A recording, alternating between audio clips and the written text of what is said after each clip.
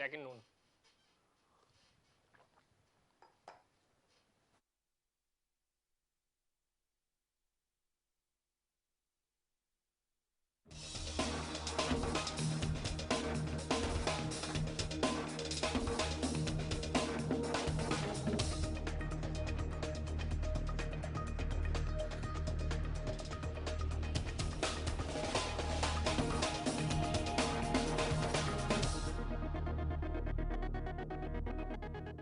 अस्सलाम वालेकुम, आप देख रहे हैं इनसाइड पाकिस्तान। मैं हूं मोहम्मद जफ़ीर। सेनेट इलेक्शन में अपसेट के बाद वज़ीर आज़म का कौम से खिताब। सेनेट इलेक्शन में नाकामी, क्या हुकूमत ख़तरे में है? वज़ीर आज़म का एतमाद का वोट लेने का फ़ैसला, क्या होगी PDM की हिकमत अमली? अपोजिशन में बैठूं या असम्बली से बाहर जाऊं, किसी को नहीं छोड़ूंगा। इलेक्शन कमीशन ने सेनेट इलेक्शन में हॉर्स ट्रेडिंग का मौका दिया। जब तक जिंदा हूं कानून की बालादस्ती के लिए काम करता रहूंगा।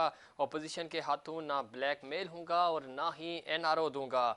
इस्तीफ़ा दें, असम्बलियाँ तहलील करें, अपोजिशन का इमरान खान से मुतालबा। और बिलावल भुट्टो कहते हैं कि वज़ीर आज़म सबको कह रहे थे कि घबराना नहीं, लेकिन आज हम देख रहे हैं कि वो ख़ुद घबरा गए। मरियम बीबी ने भी वज़ीर आज़म पे तनकीद की और उन्होंने कहा कि वज़ीर आज़म आज अपनी तकरीर में अपना एतमाद खो बैठे हैं और आज वो हमें लगे कि वो हारा हुआ शख्स तकरीर कर रहा है। इस वक्त सेनेट इंतखाब के बाद अगला मरहला चेयरमैन सेनेट का है और उसके लिए जोड़ तोड़ अरूज पर है। ख़ास तौर पे अगर हम पंजाब की बात करें तो अब अपोजिशन ने ये इंदिया दिया है कि वो पंजाब में भी तब्दीली लाएंगे। उस्मान बुज़दार के ख़िलाफ़ मुतहर्रिक हो गई है PDM और देखना ये है कि इस्लामाबाद के बाद क्या पंजाब में भी कोई बड़ा अपसेट होगा। दूसरी तरफ वज़ीर आज़म ने एतमाद का वोट लेने का फ़ैसला किया है। अगर एतमाद का वोट हासिल ना कर सके तो उन्होंने कहा है कि मैं अपोजिशन में बैठने को तैयार हूँ।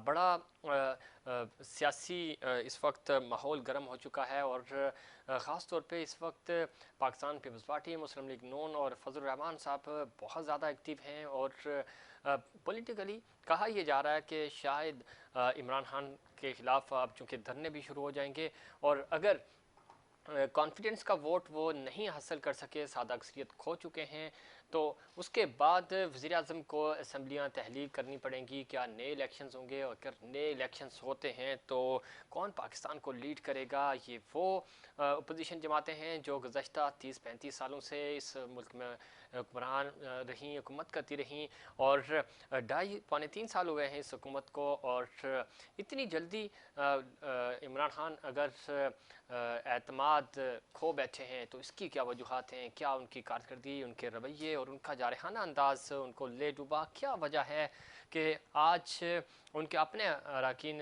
असम्बली जो हैं वो उन पर भरोसा करने को तैयार नहीं? दूसरी तरफ हुकूमती जमात के जो वज़रा हैं वो भी एक्टिव हो गए हैं और इस वक्त कोशिश की जा रही है। वज़ीर आला पंजाब इस वक्त एक्टिव हो चुके हैं, स्पीकर पंजाब एक्टिव हो चुके हैं और वो कोशिश कर रहे हैं कि किसी तरह मैनेज किया जाए और हफ्ते को वज़ीर आज़म एतमाद का वोट लेने में कामयाब हो जाएं तो इखलाकी बरतरी हासिल होगी हुकूमत को। इन तमाम इशूज़ पे बात करेंगे। हमारे साथ स्टूडियो में मौजूद हैं जनाब शेख मंजर आलिम साहब, सीनियर तजियाकार हैं, साबिक प्रेसिडेंट हैं काची के। बहुत शुक्रिया आपने प्रोग्राम में वक्त दिया। उनके साथ तशरीफ़ रखते हैं जनाब नईम अवान साहब, सीनियर रहनुमा हैं पाकिस्तान पीपल्स पार्टी के। बहुत शुक्रिया नईम साहब, आपने भी प्रोग्राम में वक्त दिया।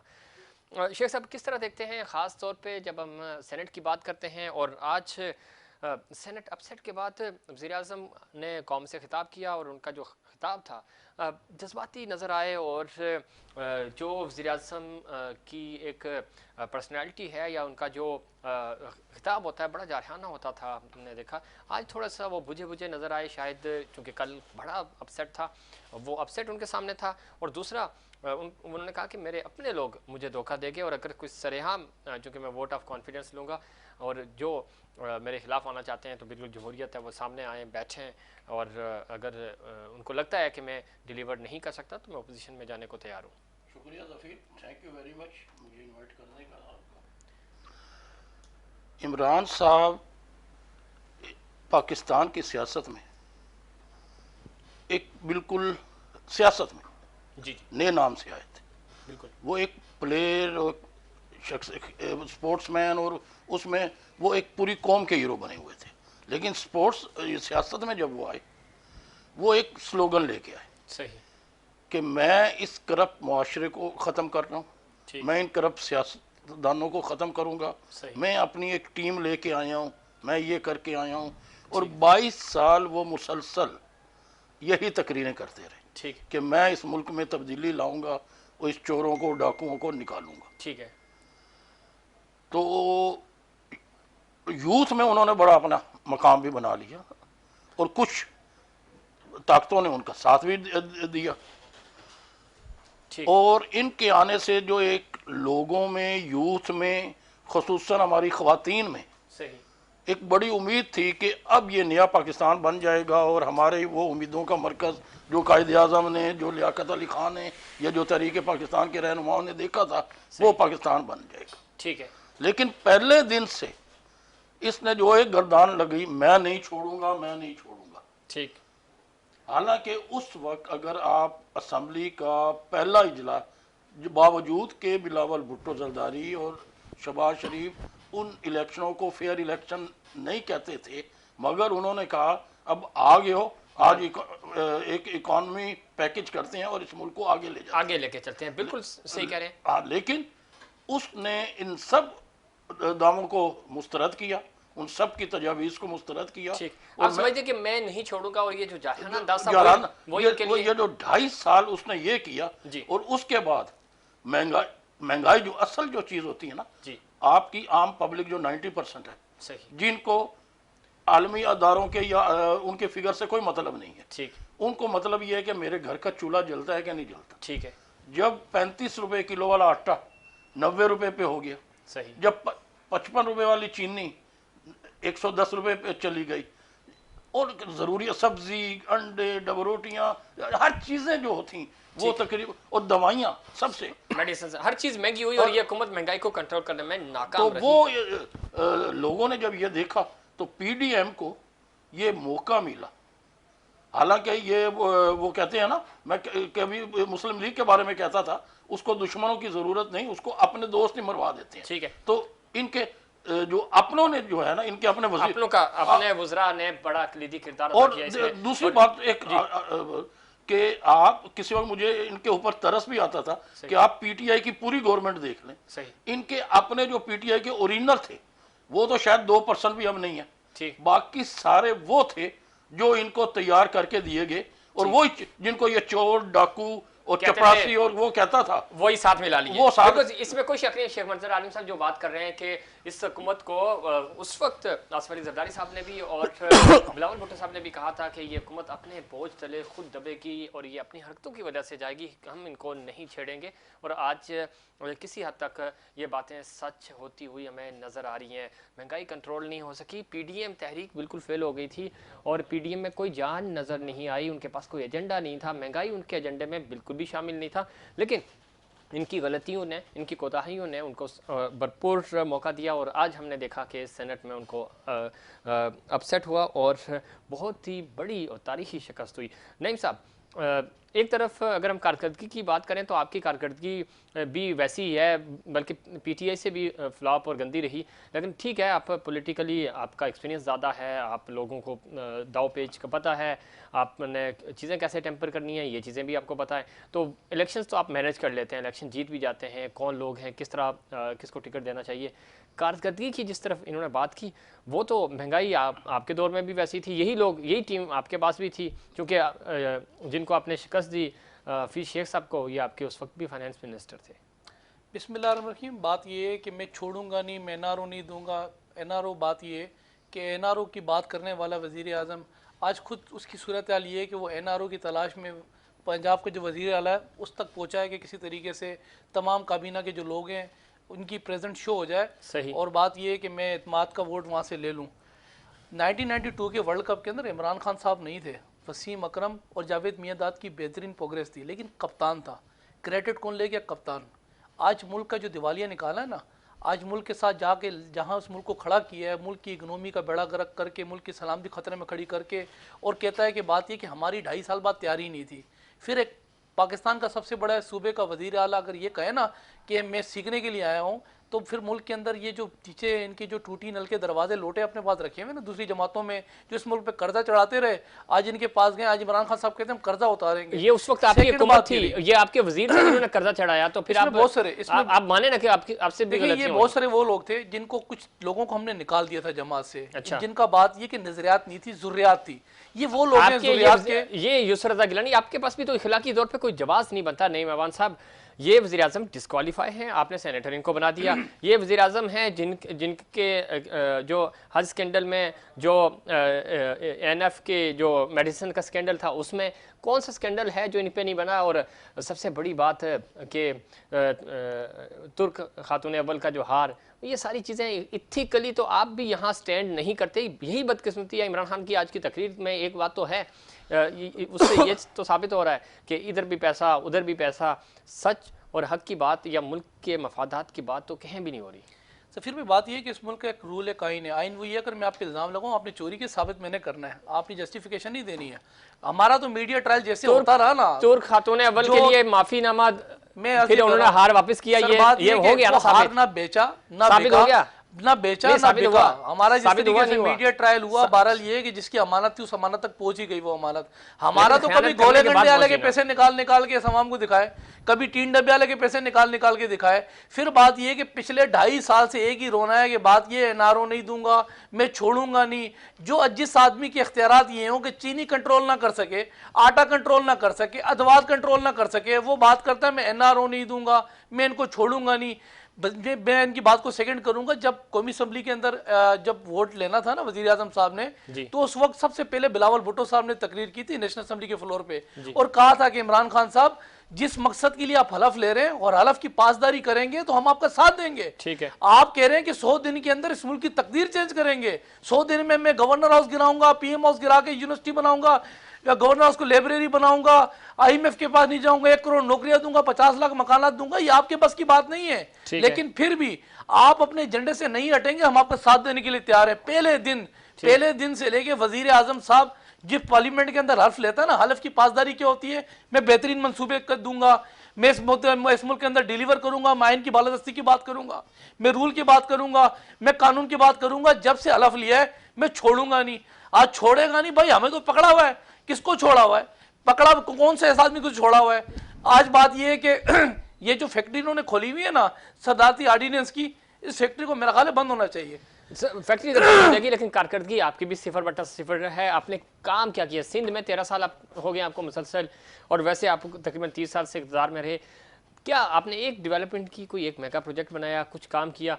इमरान खान पे तनकीद बनती है, वो कर भी रहे हैं, उनका एहसाब वोट के जरिए हो भी रहा है, लेकिन कारकर्दगी आपकी भी 0 है। देखिए पहले तो हर पार्टी का मंशूर समझ लें। हमारा पार्टी का मंशूर है रोटी कपड़ा मकान। इनका जो मंशूर था, एक सेकंड, आपका रोटी कपड़ा और अगर आप थोड़ा सा नहीं करें, मैं आता हूँ, मैं सर वही आता हूँ, मैं बताता हूँ हमने रोटी कैसे दी, कपड़ा कैसे दिया, मकान कैसे दिया। और अब यहाँ आते हैं, इनका मंशूर क्या था, हम करप्शन खत्म करेंगे, 4% बढ़ा दी।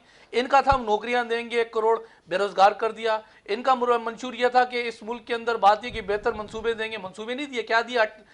अंडे, मुर्गियां, कट्टे, डब्ल्यूसियां।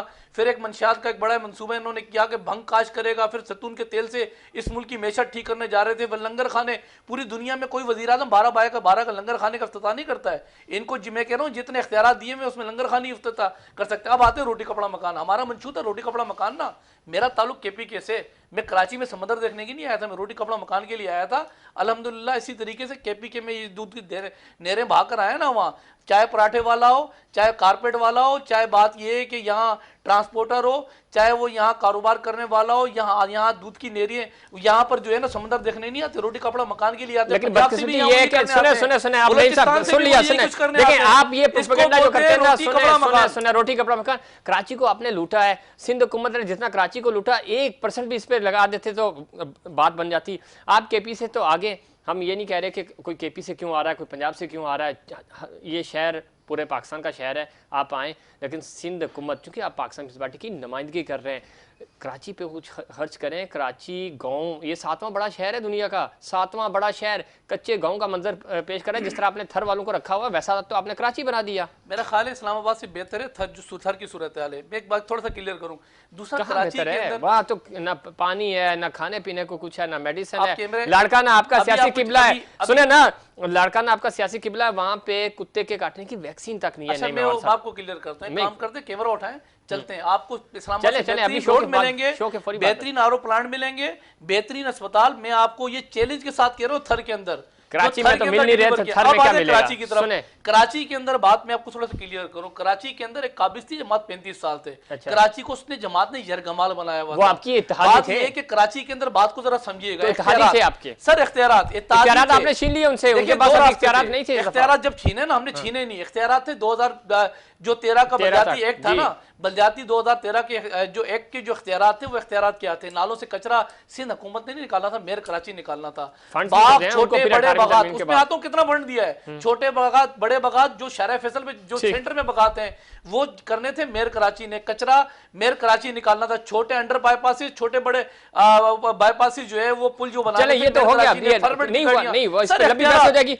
लंबी बहस हो जाएगी। सर, अब ये इख्तियारात को जरा बताएं, अब समझें। ये अदम एतमाद ला रहे हैं या नहीं ला रहे? अदम में तुम्हारी बात ये है कि एक अशायर किया था वजीर आजम साहब ने, इनको पता लग गया ना। मैं कह रहा हूँ ना, इनकी जो प्रोग्रेस है, जितने मायूस इनके अपने एमपी एमए ने, बात ये है कि हल्कों में से वोट वो लेकर आए हुए हैं। और यहाँ इस मुल्क के अंदर सूरत हाल क्या है? मावन खुसूसी इस मुल्क को चला रहे हैं, इस मुल्क को मुशीर चला रहे हैं, इंग्लिश बाबू बुलाए हुए हैं। एमए ने तो कोई है ही नहीं इनकी काबीना में। शेख साहब, अब कहा यह जा रहा है कि उस्मान बुज़दार के लिए अगला महाज खड़ा करने जा रही है पीडीएम। आपको लगता है कि पंजाब में अगर तब्दीली आ गई तो फिर आपको पता है कि पंजाब चूँकि 60% है, सबसे बड़ा सूबा है, और वहाँ पे अगर उस्मान बुज़दार माइनस हो जाते हैं तो क्या कोई जवाब रहेगा इस हुकूमत का? देखें जफीर, उस्मान बुज़दार साहब का नाम आता है तो मेरे हंसी छूट जाती है। इस पे पीटीआई के अपने जो अरकान हैं, सही, उनके बड़े तहफ़्फ़ुज़ात हैं। अच्छा, और इनके बारे में तो एक बड़ा ओपन सीक्रेट जोक हुआ। इनसे पूछा, ये घर में गए जब ओथ उठा के, तो इन्होंने अपने घर वालों को कहा लाहौर में मैं शहबाज शरीफ लग गया हूँ। अच्छा, तो ये यानी कि ये ऑफिशियल सब ये वसीम अकरम प्लस है वज़ीर आज़म के, ये बात ना करें हम। नहीं, वो उनके तो सारी प्लस, जो प्लस साहब उनके तो पता नहीं सारे एडवाइजर जितने भी हैं सारे वो प्लस सारे ही वसीम अकरम प्लस बने हुए हैं। अच्छा, असल चीज ये है कि ये जो पहले दिन से आज तक ये कह रहे हैं मैं एनआरओ नहीं दूंगा, एनआरओ देना इसके इख्तियार में नहीं। अच्छा, एनआरओ यानी नारो ना दे, काम तो कर लें, आवाम के काम करें, असल छोड़े में नारो। अपनी कारकर्दगी इनके पास नहीं है। ठीक है, लोगों ने जो इनको वो इत्मीनान किया था, जो मैंने पहले भी कहा कि इन्होंने अपने हर काम का ये जो पार्सा बने हुए हैं, डस्का में क्या हुआ है? सही, पहला इन्होंने कहा जी मैं वर्ल्ड बैंक में नहीं जाऊंगा, मैं खुदकशी कर लूंगा, वर्ल्ड बैंक में नहीं जाऊंगा। ठीक है, ये वर्ल्ड बैंक में गए। सही। इन्होंने कहा मैं कोलिशन गवर्नमेंट नहीं बनाऊंगा, वही मैं बनाई। अपोजिशन में बैठ। ये मजबूर हो गए। मुझे ब्रेक लेनी है, ब्रेक के बाद हम यहीं से कंटिन्यू करेंगे कि क्यों वज़ीर आज़म को वो तमाम बातें जो वो इक़्तिदार में आने से पहले करते थे, वही सारी बातें उन्होंने दोहराई। उन्होंने जिसको कहा कि चपरासी नहीं रखूँगा, उसको चपरासी क्या वज़ीर बनाना पड़ गया। और जिनके लिए कहा मैं करप्शन, डॉलर महंगा होगा तो मैं हुकूमत छोड़ के चला जाऊँगा, ख़ुदकुशी कर लूँगा, ये सारे वो बयान थे जो वज़ीर आज़म के लिए बैक बाउंस किया उन्होंने। और आज हम देख रहे हैं कि वही वज़ीर आज़म परेशान हैं और अपने बयानात की वजह से, अपनी कारकर्दगी और अपने रवैयों की वजह से आज वज़ीर आज़म मुश्किलात का शिकार हैं। इस पर बात करेंगे, लेकिन उससे पहले एक कमर्शियल ब्रेक।